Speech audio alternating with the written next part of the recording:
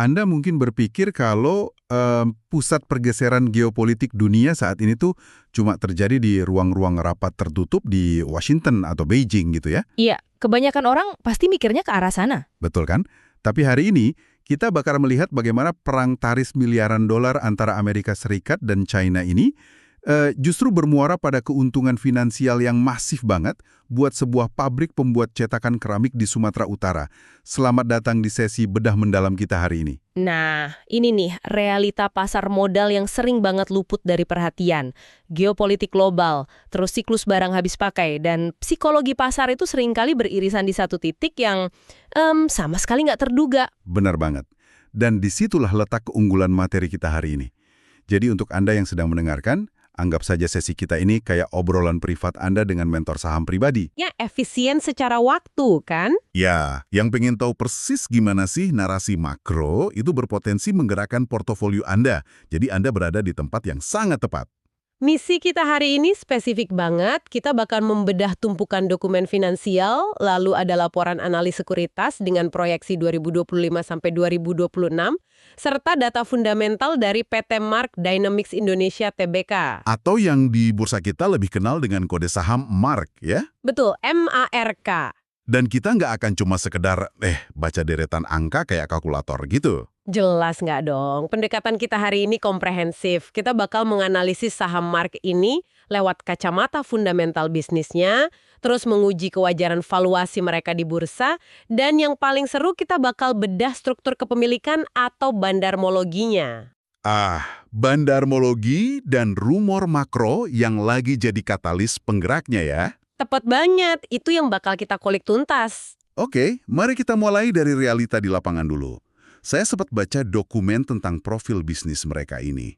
Dan sejujurnya ya, pada pandangan pertama, bikin cetakan sarung tangan medis atau glove formers ini kedengarannya kayak bisnis yang agak membosankan gitu. Iya, kelihatannya kurang seksi ya kalau di atas kertas. Benar, kurang seksi. Tapi kemudian saya ngelihat angka pangsa pasarnya.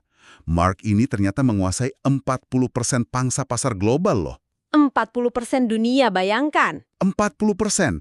Pertanyaan saya simple, kenapa kompetitor nggak bisa gitu aja ngebangun pabrik baru dan niru apa yang Mark lakukan? Nah, karena bikin glove formers itu bukan cuma sekedar mencetak tanah liat jadi bentuk tangan. Ada penghalang masuk atau barrier to entry yang tinggi banget. Maksudnya secara teknis pembuatannya? Iya, presisi teknisnya. Bayangin aja proses pembuatan sarung tangan nitril di pabrik-pabrik raksasa itu. Cetakan keramik berbentuk tangan ini kan harus dicelupin ke cairan kimia yang suhunya super tinggi. Oke, panas banget berarti ya? Sangat panas. Lalu setelah itu, cetakan ini harus didinginkan secara drastis cuma dalam hitungan detik. Oh wow, kejutan termal dong. Kalau kualitas keramiknya murahan, itu cetakannya pasti bakal langsung retak atau pecah berantakan kan pas suhunya berubah drastis gitu. Nah, itu dia poinnya. Dan kalau cetakannya retak biarpun cuma mikroskopis aja, sarung tangan medis yang dihasilkan bakal bocor. Iya, nggak bisa dipakai dong. Di ruang operasi rumah sakit, sarung tangan bocor itu urusannya nyawa loh. Betul sekali, hidup dan mati. Makanya pabrik sarung tangan global di Malaysia atau Thailand itu nggak berani sembarangan ganti pemasok cetakan mereka ke pemain baru yang mungkin lebih murah tapi belum teruji kualitasnya. Saya paham sekarang. Ketergantungan inilah yang bikin moat atau parit pertahanan bisnis Mark ini jadi dalam banget ya. Sangat dalam. Mereka punya pricing power karena kualitas mereka itu udah nggak bisa dikompromikan lagi. Masuk akal banget. Tapi mari kita bahas anomali historisnya nih. Pasca pandemi, tepatnya di rentang tahun 2021 sampai 2022, saya ingat banget industri sarung tangan global ini kan sempat hancur lebur ya. Iya, itu masa-masa gelapnya mereka. Kan ada oversupply massal karena semua negara tiba-tiba produksi ugal-ugalan pas COVID. Pabrik berhenti ekspansi. Otomatis pesanan cetakan sarung tangan ke Mark juga terhenti dong. Tapi kenapa sekarang, di dokumen yang kita bedah ini, pesanan mereka kok meledak lagi? Disinilah letak uniknya mekanisme siklus barang habis pakai. Pasar tuh sering banget lupa. Kalau sarung tangan medis itu punya batas kedaluarsa yang ketat banget akibat degradasi material kimia. Tunggu, jadi mereka bisa basi gitu istilahnya? Bisa dibilang gitu, sarung tangan berbahan nitril itu umurnya maksimal cuma 3 tahun, dan yang berbahan lateks malah cuma 2 tahun. Baru tahu saya. Nah, coba Anda hitung. Tumpukan stok raksasa yang diproduksi agresif di era pandemi tahun 2021 dan 2022 itu secara matematis kan udah pada kedaluarsa di semester pertama tahun 2024 kemarin. Astaga, bener juga. Jadi rumah sakit dan distributor alat kesehatan di seluruh dunia ini, mereka nggak bisa lagi pakai stok lama mereka ya. Nggak peduli seberapa numpuk itu barang di gudang. Betul. Aturan medis tuh maksa mereka buat ngebuang semua stok lama itu. Jadi kurva permintaan yang tadinya mati suri, tiba-tiba langsung melonjak vertikal. Mereka dipaksa keadaan buat pesen jutaan box sarung tangan baru. Gila. Dan otomatis, ketika pabrik sarung tangan di Malaysia nyalain mesin mereka lagi ke kapasitas penuh, mereka baru sadar kalau cetakan keramik lama mereka tuh udah pada aus, retak, atau nggak layak pakai. Tepat sekali. Dan kebayangkan siapa yang langsung kebanjiran pesanan? Mark, ini sumpah ngingetin saya sama hukum dasar bisnis pertambangan deh. Oh ya? Analogi yang jualan cangkul itu? Iya, benar. Ini persis banget kayak jualan cangkul di era demam emas. Pas demam emas COVID kemarin memuncak, semua orang berebut beli cangkul. Untungnya gila-gilaan. Terus pas demam emas mereda, pasar mikir, bisnis cangkul ini mati nih selamanya. Padahal nggak gitu kan kerjanya. Nah itu. Yang luput dari kalkulasi pasar adalah cangkul-cangkul lama itu kan sekarang udah pada berkarat, tumpul, patah. Para pekerja tambang ya tetap butuh beli cangkul baru buat aktivitas harian mereka pasca demam emas. Analogi yang sangat presisi. Kebutuhan dasar itu sebenarnya nggak pernah hilang, cuma kembali ke siklus normal yang lebih sehat aja. Dan turnaround ini atau pembalikan arah bisnis ini kelihatan jelas banget dari ledakan di laporan keuangan mereka. Iya, saya lihat datanya.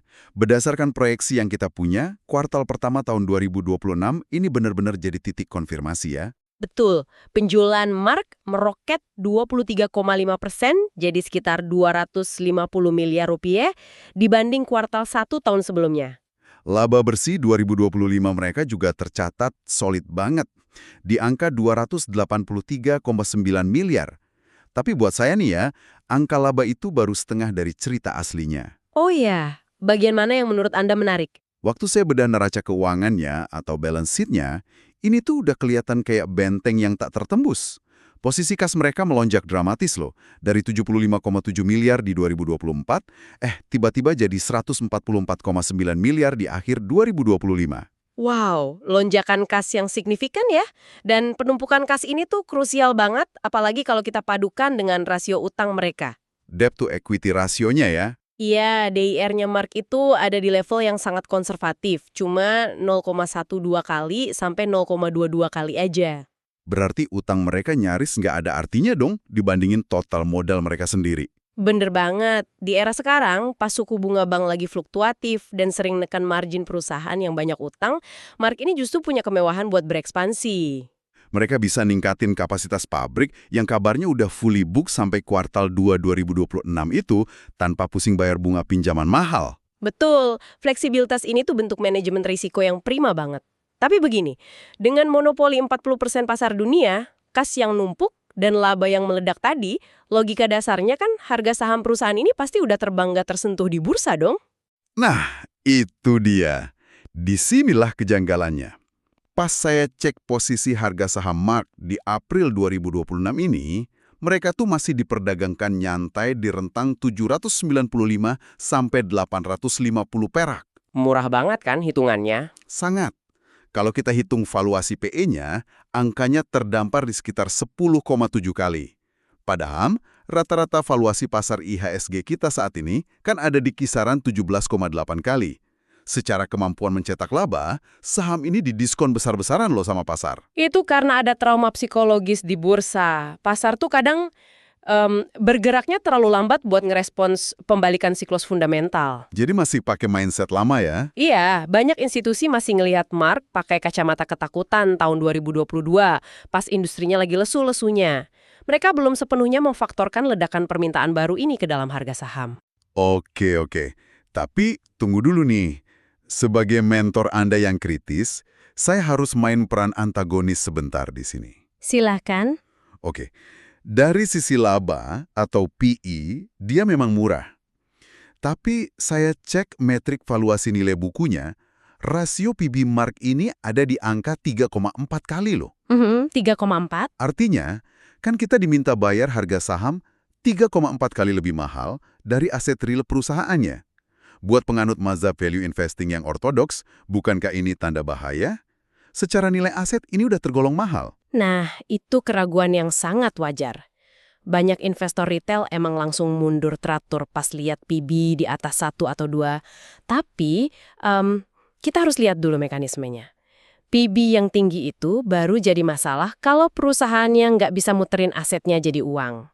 Oke, terus kenyataannya gimana? Kenyataannya, Mark punya rasio return on equity atau ROE yang konsisten nembus 32,18%. 32%. Gila, itu efisien banget sih. Tapi gimana tepatnya mereka bisa nyetak margin segede itu secara konsisten? Rahasianya tuh ada di rantai pasok lokal mereka. Petmark ini kan lokasinya di Sumatera Utara. Nah, mereka punya akses langsung ke bahan baku utama pembuat keramik yang melimpah dan murah di area sana. Ah, bahan bakunya deket. Betul. Ditambah lagi, pabrik mereka tuh lokasinya sangat dekat dengan Pelabuhan Belawan. Jadi biaya logistik buat ngirim produk langsung ke pusat pabrik sarung tangan di Pineng dan Kelang, Malaysia itu super rendah. Masuk akal. Biaya operasional rendah.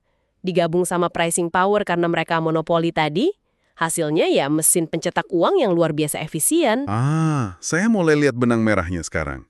Mereka nggak butuh banyak aset fisik baru buat nyetak laba gede karena efisiensinya itu ya. Tepat. Jadi nuntut harga setara nilai bupu untuk perusahaan yang bisa ngasilin untung bersih Rp32 dari setiap Rp100 modal, itu ibarat maksa beli mobil balap Formula 1 dengan harga besi rongsokannya aja.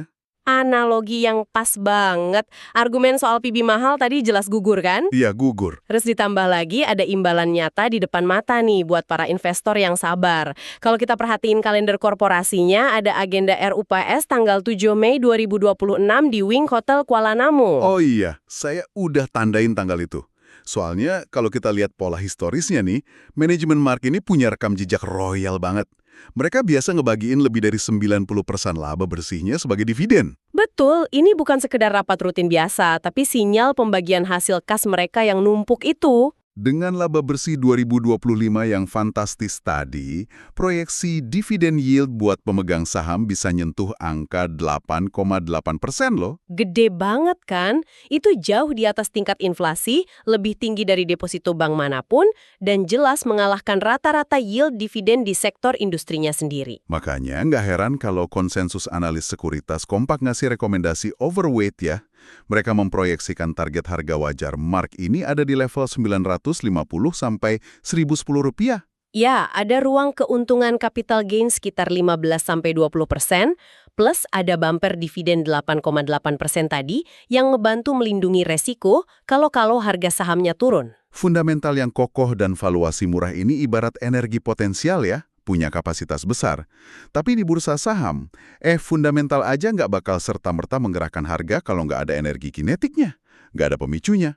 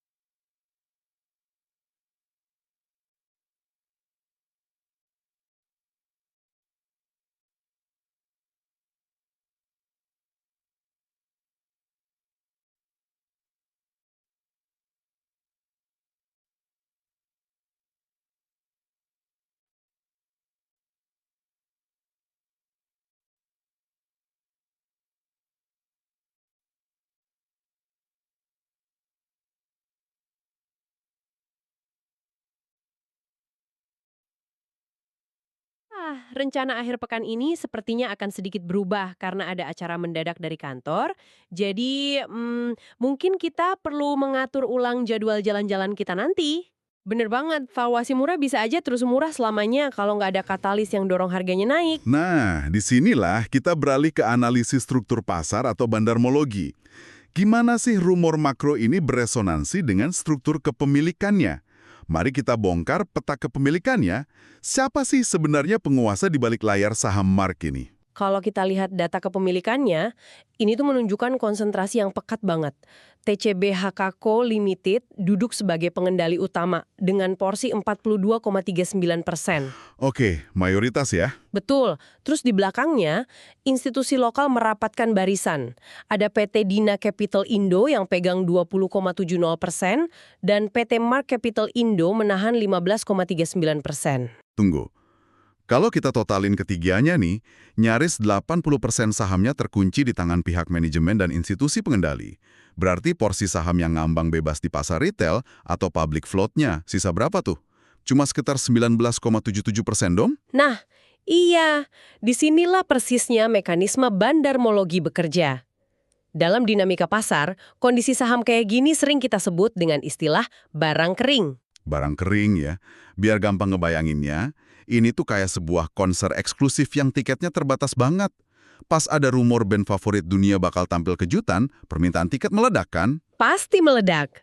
Tapi masalahnya, hampir 80% tiketnya udah dipegang erat sama tamu VIP di barisan depan yang nggak mau jual tiket mereka. Pasokan di pasar gelap retail praktis kosong. Akibatnya apa? Sedikit aja ada pesanan beli dari retail, harga tiketnya langsung ditawar selangit, biar ada yang mau lepas. Persis. Mekanisme kerja saham dengan suplai terbatas ya kayak gitu. Tekanan jual dari retail nggak akan pernah cukup kuat buat ngehancurin harganya. Tapi sedikit aja ada dorongan beli yang berbasis sentimen positif, itu bisa dengan gampang banget nerbangin harga sahamnya. Luar biasa. Dan ngomong-ngomong soal sentimen pemicu ini, kita kan lagi dihadapkan pada katalis makro geopolitik yang lagi rame banget dibicarain. Iya, perang tarif dagang itu kan? Kepin tarif impor 25% buat ratusan produk industri dari China. Dan salah satu sektor yang kena hantam langsung ya peralatan medis ini, termasuk sarung tangan. Tarif 25% di bisnis manufaktur padat karya itu efeknya mematikan loh buat margin. Pabrik-pabrik di China tiba-tiba kehilangan taring kompetitifnya di Amerika. Harganya kemahalan ya? Bener, harga jual mereka jadi nggak masuk akal buat rumah sakit di Amerika yang juga lagi beroperasi dengan margin yang ketat.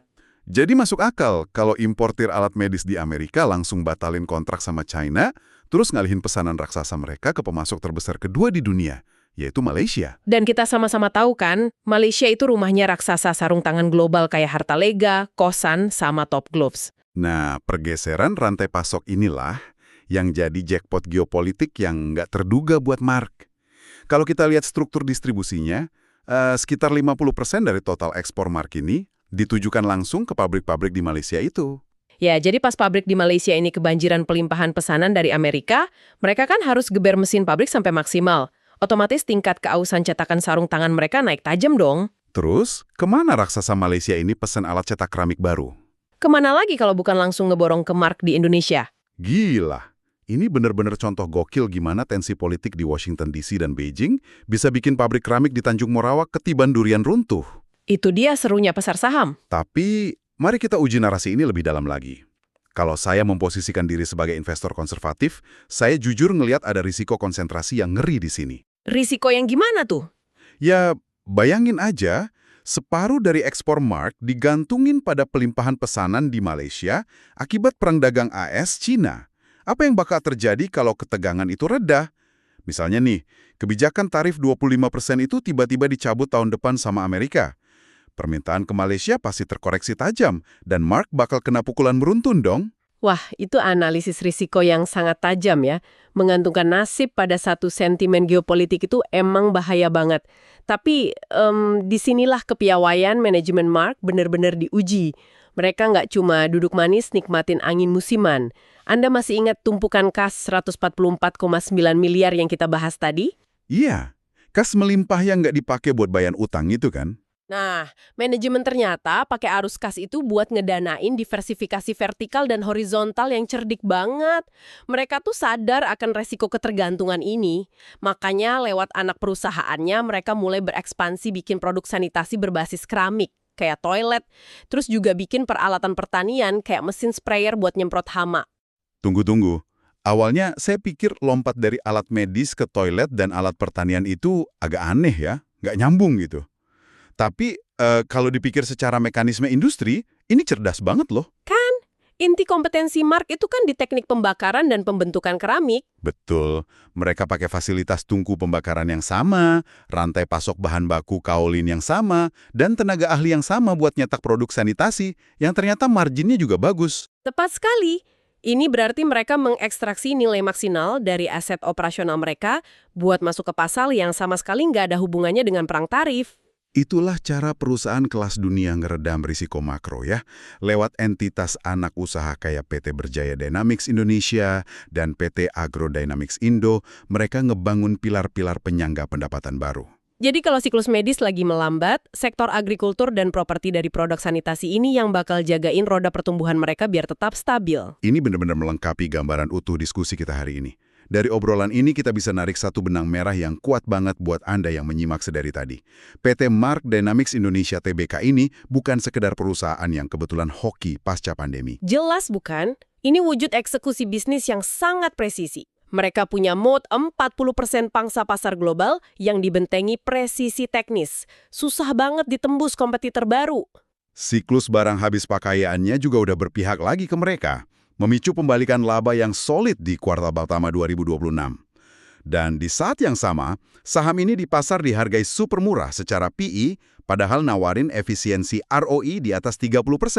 Jangan lupa juga, ada insentif di depan mata berupa bagi-bagi dividen jumbo dari kas mereka yang melimpah ruah itu. Betul. Dan pergerakan harganya dijaga ketat sama struktur kepemilikan yang solid, alias barang kering, sambil terus didorong angin segar dari limpahan perang tarif global. Semuanya tervalidasi oleh data dan narasi yang nyambung satu sama lain. Sangat tervalidasi. Tapi, sebelum kita tutup sesi mentoring ini, ada satu pemikiran yang dari tadi terus muter-muter di kepala saya. Sebuah pekerjaan rumah buat Anda pikirkan dan analisis lebih lanjut. Oh, apa tuh? Kita kan tadi udah lihat gimana manajemen Mark mulai nyalurin gunung duit kas mereka buat merambah industri sanitasi keramik dan agrikultur demi ngeredam risiko. Sinyal diversifikasi yang kuat. Iya, betul. Nah, pertanyaan saya untuk Anda bawa pulang adalah, gimana kalau eksperimen diversifikasi awal ini sukses besar? Dengan disiplin eksekusi dan efisiensi khas Mark, mungkinkah 5 atau 10 tahun dari sekarang, kita nggak lagi kenal perusahaan ini cuma sebagai raja cetakan sarung tangan global? Wah, menarik ini. Brio buat ngelahirin sebuah raksasa konglomerat keramik dan agrikultur baru di Indonesia. Kalau ternyata transformasi itu emang lagi terjadi secara diam-diam sekarang, maka valuasi mereka hari ini bukan sekedar murah, melainkan sebuah kesempatan emas yang terlewatkan gitu aja oleh pasar. Poin penutup yang sangat memancing rasa penasaran ya. Jadi, terus pantau pergerakan modal mereka ke depannya. Terima kasih banyak sudah bergabung di sesi bedah mendalam kita hari ini. Sampai jumpa di analisis mendalam kita berikutnya.